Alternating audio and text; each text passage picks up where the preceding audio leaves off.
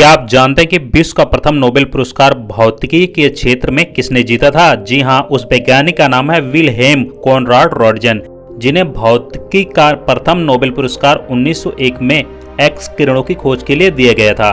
27 मार्च 1845 को उनका जन्म जर्मनी में हुआ था। वह स्ट्रेसबर्ग यूनिवर्सिटी में भौतिकी विज्ञान के प्रोफेसर थे।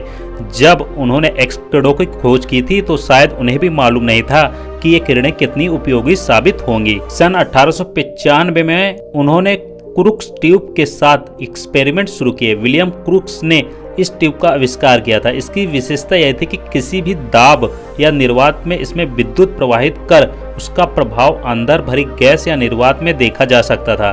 रॉन्ट्जन ने अपना एक्सपेरिमेंट कैथोड किरणों पर किया। अगर बहुत कम दाब पर किसी ट्यूब में 2 इलेक्ट्रॉन धनात्मक और ऋणात्मक लगा दिए जाएं, तो ऋणात्मक इलेक्ट्रॉन विशेष प्रकार की किरणें निकलती हैं, जिन्हें ही कैथोड किरणें कहा जाता है। ये किरणें दरअसल तीव्र वेग से इलेक्ट्रॉनों की धारा होती है, जो कैथोड से निकलकर एनोड की तरफ सीधी रेखा में चलती है। रॉन्ट्जन ने कैथोड किरणों की दिशा बदलने के लिए बीच में एक तिरछी रुकावट लगाई और किरणों की नई दिशा पर उपस्थिति दर्शाने के लिए फ्लोरोसेंट स्क्रीन लगाई। लेकिन क्या था कि स्क्रीन में कुछ अलग ही तरह की किरणें उपस्थिति दर्शा रही थी। ऐसी किरणों को अब तक किसी को ज्ञात नहीं था। रॉन्ट्जन ने अपना हाथ किरणों के सामने रखा तो हड्डियां स्क्रीन पर चमकने लगी। इसका मतलब यह था कि किरणें हाथ के इस पार और उस पार जा रही थी, किंतु हड्डियों से रुक जा रही थी।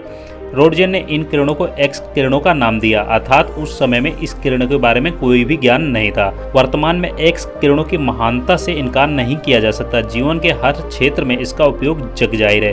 विशेष रूप से मेडिकल में फ्रैक्चर, निमोनिया, फेफड़ों का कैंसर इत्यादि एक्स किरणों की सहायता से ही पता लगाया जाता है।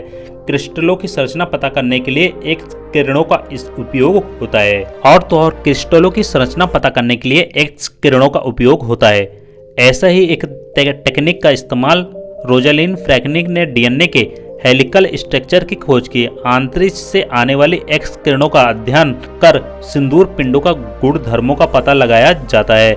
उद्योग में यानी कंपनियों में वेल्डिंग इत्यादि की जांच एक्स किरणों की मदद से ही की जाती है। हवाई अड्डों पर इत्यादि पर सामान की जांच भी इसी किरणों की सहायता से की जाती है। दुनिया को एक्स किरणों का तोहफा देने वाले इस वैज्ञानिक को 10 फरवरी 1923 को आंत का कैंसर के कारण मृत्यु के समागोश में जाना पड़ा।